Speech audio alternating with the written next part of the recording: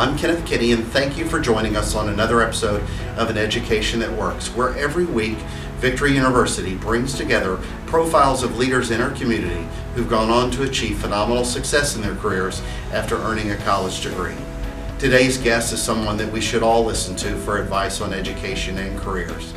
After starting a family, Joy Johnson, like many, went back to school after finding that she needed to finish her own degree. She went back to school and even completed her degree online. Since then, she's had a remarkable career in human resources and is now the Senior Director of Human Resources at Hilton Worldwide, a company that's had a tremendous impact on our own community as well as all over the world.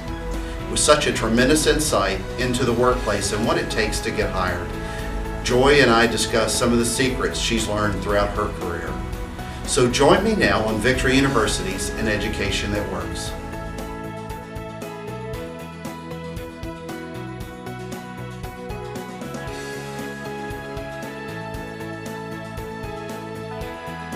Hi, and thank you for joining us on another episode of An Education That Works. I'm here with Joy Johnson, who's the Senior Director of Human Resources for Hilton Worldwide. Joy, thank you for being on the show. Thank you. So, if you will first tell us and the audience about your own educational background and where college led you to get to here. Okay, so I had an interesting entree into human resources, and beginning with attendance at Mississippi State in Starkville, but I left early. I didn't graduate. I left early, I got married, I started a family, and then after having a couple of kids, realized that I needed to contribute to the household, but I didn't have my degree. So I ended up going back to school, and while I was doing that, it was aimless really at the time. It was just, I felt like I needed a degree in something, and I had majored in biology previously, but I needed to get a job too. So I got a job in a steel mill in Kentucky, working in their industrial relations department. That's what it was called at the time. And I realized that that was something that I had an interest in, dealing with people, but really helping them to be productive and successful, and in turn helping the organization. And so I went back to school and finished and got my degree actually through Capella University. Mm-hmm. And my degree is in human resources with an emphasis in human resource management. So I began my HR career in what was then called personnel, and that was very tactical at the time. You dealt with payroll, getting people paid, getting them hired, and that was pretty much it. But I had now looking back, it was good fortune in a way, because I learned a lot, but at the time I thought, what have I gotten myself into? Because I went into a company that was privately owned. I was the personnel administrator, and they ended up having a union campaign, of which I knew nothing about, other than what I had read in my books. Sure. So I got the books off the shelf. I started reading about, oh my goodness, how do you get an organizing campaign going, and what do you do? And before you know it, I was in a small town, relatively small town in Mississippi, and we were in the midst of a union campaign, and it became quite of interest to all the other industries, because they wanted to maintain their working relationship they had with their employees currently, and not find themselves in a similar predicament. So we won the campaign, and consequently then I became somewhat renowned in the area, and I had an opportunity then to take that experience elsewhere. And I was able to be the HR manager for a manufacturing plant of about 500 people when I was pretty young. It was a 24/7 operation, and I had the good fortune to work for somebody who was a real visionary at the time in developing high-performance work systems, self-directed teams. We experimented with a lot of employee involvement initiatives that got quite a bit of press, and from that I got a call from International Paper. They asked me if I would come and interview for them in Memphis. I did, and so that's how I ended up in Memphis, although having worked for International Paper, moved 10 times, in, 6 times in 10 years, and but that's really what I did to develop my career. Sure. Every time there was a job that I felt was exposing me to an area that I had not been exposed to before, getting me in a part of the business that I was not familiar with before. I was raising my hand. In fact, I was probably more than that. I was beating down the door to let me have it, let me have a chance, to the point where close to the end of my work experience with IP, I was the head HR leader for one of their largest divisions, and had 40 HR people reporting into me, not directly, but Sure. in through my organization, and had the opportunity to really serve as a strategic business partner. Sitting and making decisions for the business on all aspects of the business, not just those that impacted the people in the most direct manner, but indirectly as well. So that was really probably one of the most challenging job experiences that I had, certainly up to that point. But I was able to leverage that into a comparable position then with Medtronic, and then now with Hilton Worldwide. Well, and so it sounds like you had a strong, what I'm trying to say, you had a good influence by online education. I did, And, yes. and how did you see that benefiting your own, work-life balance? So certainly at the time, given the fact that I was married and I had children, it was really the only way that I could do Right. it, because I had to work too. So I was contributing to our household, and but wanted to pursue that career and education as well. So it was really the only way that I could accomplish that was online. And so I found myself, after the kids went to bed and on weekends, being online or being on conference calls with my virtual team. Sure. But I learned a lot that way, and it gave me a lot of discipline, having to prioritize and to organize my life in such a way that I could fit it all in. You're in a role now. I mean, I feel awkward because I'm interviewing the person who typically interviews everybody Right. coming in here. So putting on that side of it, talk about some of the things that Hilton Worldwide has done. It's a phenomenal brand. It's been a wonderful company, especially here in the Memphis community. But what do you see as it does for the community, for employing people? Why is it recognized as an employer of choice? Tell me a little bit of why it's a good company for people to come to work. Okay. Well, certainly, we benefit, or I benefit, being in the employment market Sure. and looking for talent, just by virtue of the fact that Hilton is a nationally known brand, and one that has a good reputation, and that's one that goes a long way. Some of the press that you see currently, there's a very prominent retail chain that currently is advertising, and they're talking about all the great things they do for their employees. And so it goes both ways. If you don't treat your people right, it will impact your customers. If you don't treat your customers right, it will also impact your people and your ability to recruit. And so I think that the reason we've been successful as a result of that brand leveraging is because that is one of the key principles in our culture.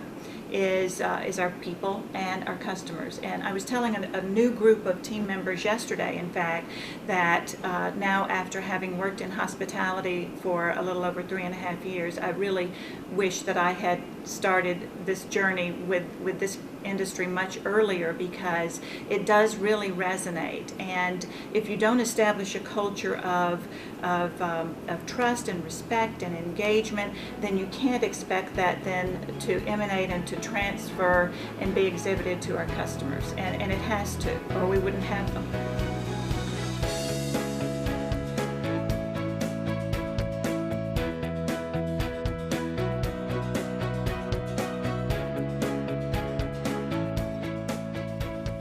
I decided to go to college because I wanted to increase my education. I've always been taught by my parents that in order to have a good quality, a good life, a wealthy life in this world, you need to have an education. So I decided to choose psychology. And this is basically because I would like to have a consultant office and be able to listen to other people's thoughts, the ideas, whatever is on their mind, and kind of support them, try to make them understand that they're not alone in this world. Basically, that's the main thing why I chose psychology.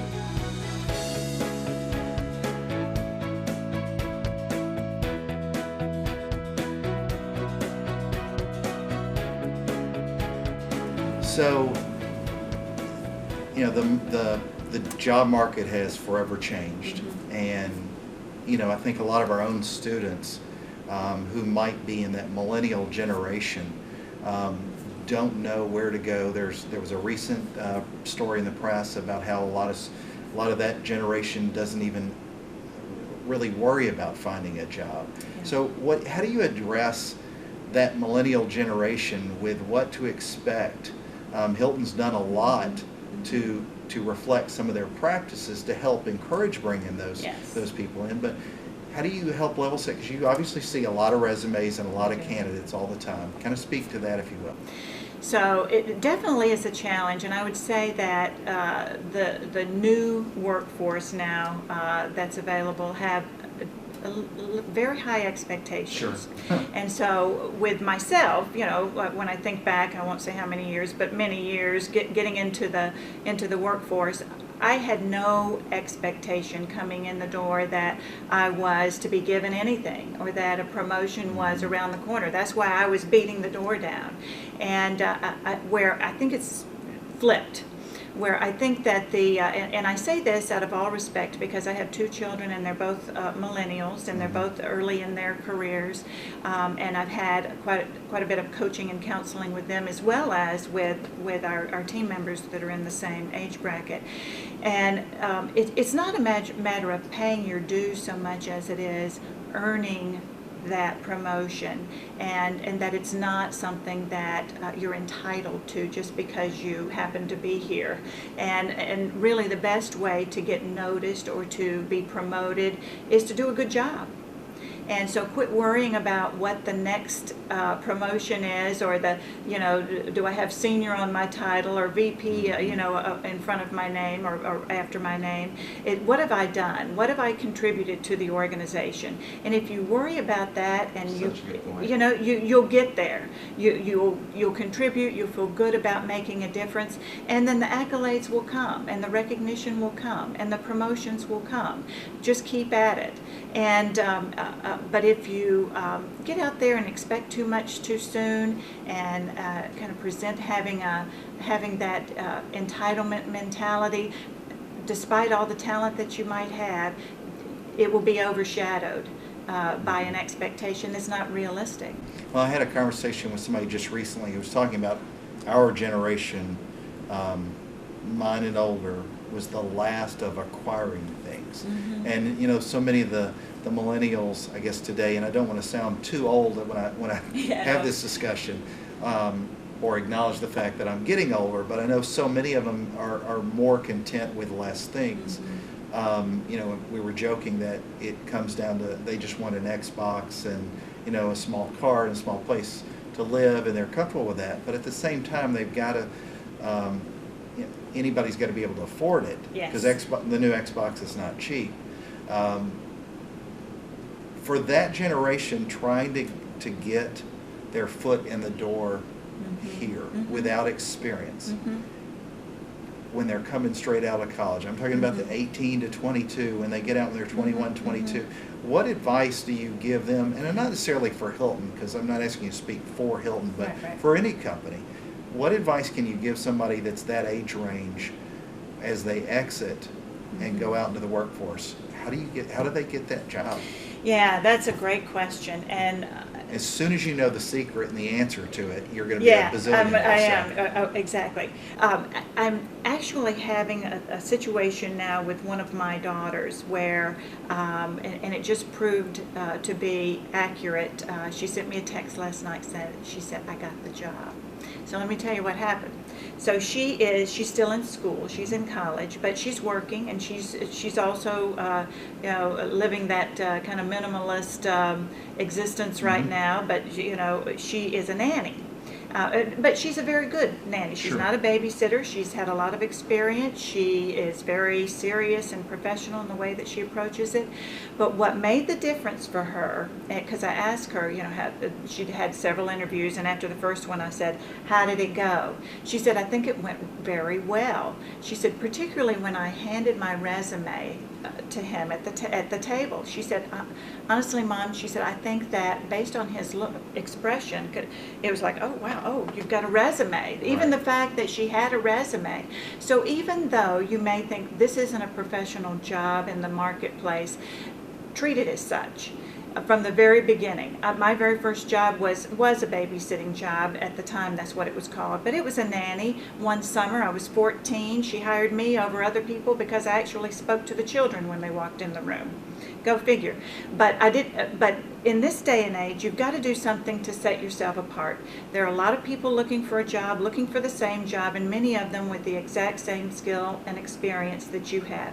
So whether it's in your physical presentation and being polished and professional and articulate, and or also having a professional looking resume, because that's usually what people see first now with the online world that we have.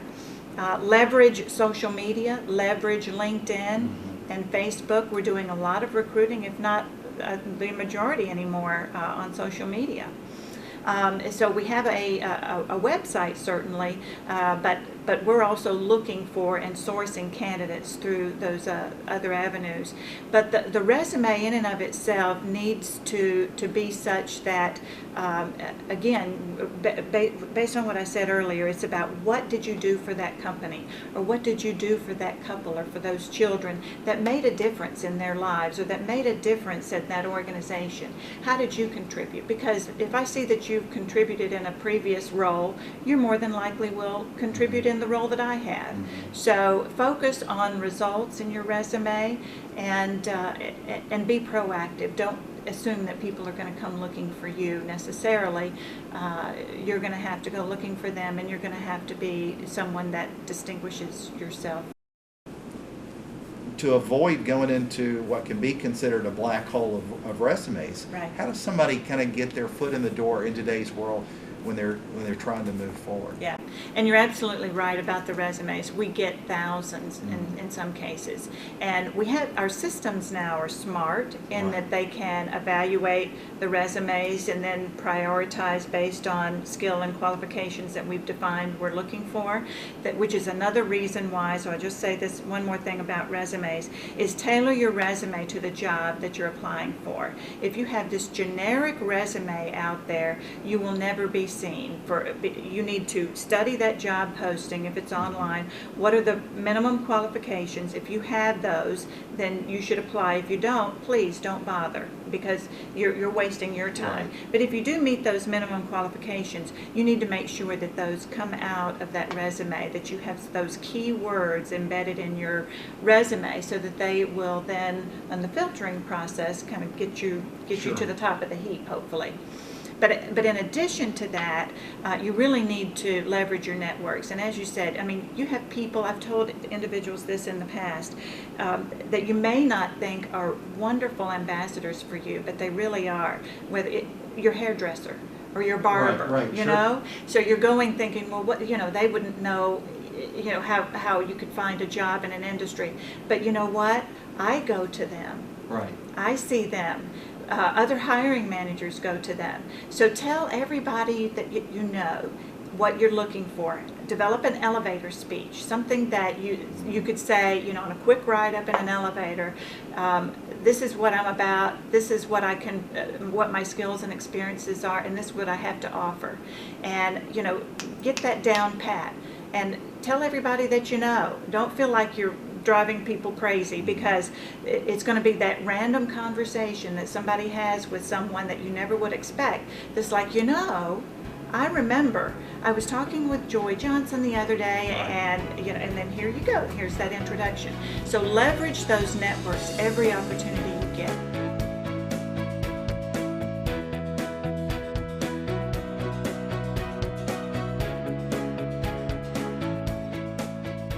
I don't just want a job, I want a career. And I know going to college will give me this opportunity to learn new things. And having a bachelor of science is my first step to becoming a pediatrician. So that's why I like going to college and I want to get this degree, because I want to not just have a job, but I want a career. It challenges you. You're not just the average, ordinary college student. You have high expectations, and I think graduating with honors is really a privilege, and it's hard work, and it takes dedication.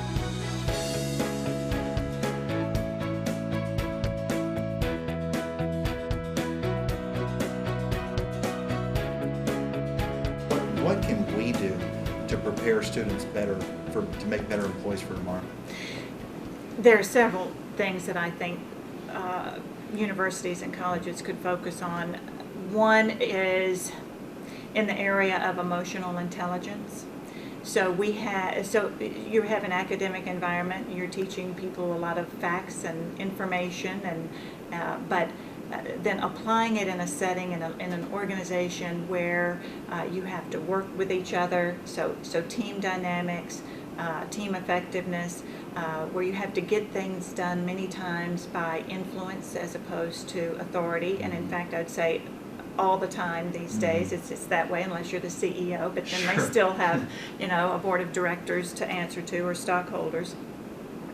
So I think it really is. So emotional intelligence is something that we're in fact teaching here, because many times people don't learn it as they're growing up.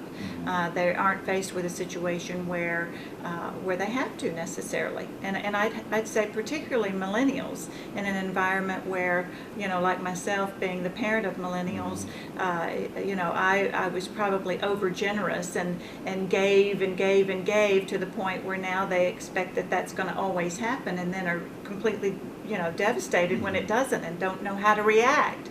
So I see that the result and the impact of failing to provide that type of training, or even an awareness that that's important to individuals coming into the workforce. So that's one. And then another would be leadership. Whether you are an informal leader on a team, on a project, or you're formally a leader where you have people whose work you're directing, you need to have developed a leadership style that is one of collaboration, of getting results done through others, being able to delegate, and not by through command and control types of behaviors. And that's another area where individuals need to at least have an awareness of, and that's the expectation that companies have of leaders today. Well, when you look at Hilton's growth expectations over its, if you had a crystal ball and you were looking years down the road, do students, you're sort of talking, when you talk about emotional intelligence, you're sort of talking, it almost sounds like a battle of liberal arts versus STEM, because you hear one group of people who only talks about knowing how to do analytics and science and technology, and then you bring up an interesting point with emotional intelligence that typically goes to more well-rounded than scientific type students. How does one or the other, one not contradict the other? So I agree that people need to come out of school, but to me that's a given. You come out of college, you come out of the university with those technical skills, whether it's in computer science or it's in analytics, and now big data, is kind of a big phrase that's being thrown around, but it really is important, and it's important to us at Hilton to be able to aggregate all of that data that's out there about our customers, so that we can then synthesize it into some kind of meaning for us in terms of how we're going to approach our marketing and sales strategies and our footprint, where we're going to put our properties. So that is important. But that to me is a given. The things that people come out of school with that they or fail to come out of school with is lacking in the emotional intelligence area. So yeah, that is a challenge that we face every day, on top of the functional and technical skills. But those are easier to teach, and I Sure. get that. I Absolutely. understand that. But at least there needs to be some kind of an awareness given at the university level that this is an expectation. Again, that's very individual maturation process that people go through, but sometimes, they don't get it until, shoot, they're my age. But generally speaking, for an individual, I think it's important that they take control of their own career, whether it be with one company or many, but that you hone in on what is it that I love to do, what is it that I think that I'm particularly good at, that I could build upon, and then how can I stretch that over time to really sustain me. Well, and that shows you care about your employees, and that's what we all hope Yeah. for in any job. Well, Joy, I want to thank you for being Oh, on An thank Education you. That Works, and I appreciate your time. Thank you. Enjoyed it.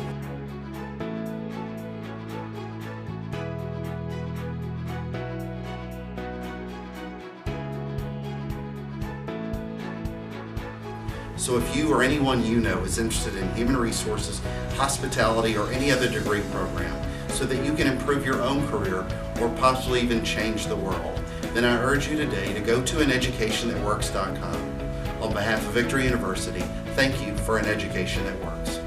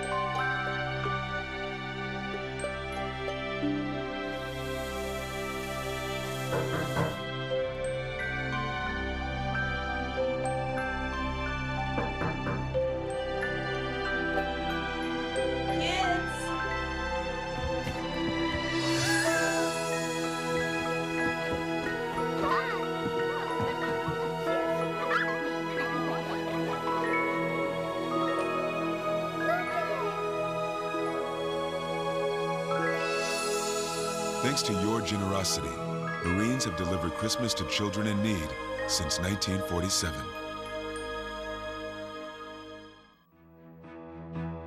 Join us for An Education That Works this and every Tuesday at 8 a.m. on KWAM 990 as leaders in our community discuss the secrets to education and career success. I'm Kenneth Kinney, and on behalf of Victory University, I invite you to join us as we present some insightful advice on helping you best prepare to change our world. So join us this and every Tuesday at 8 a.m. for An Education That Works on KWAM 990.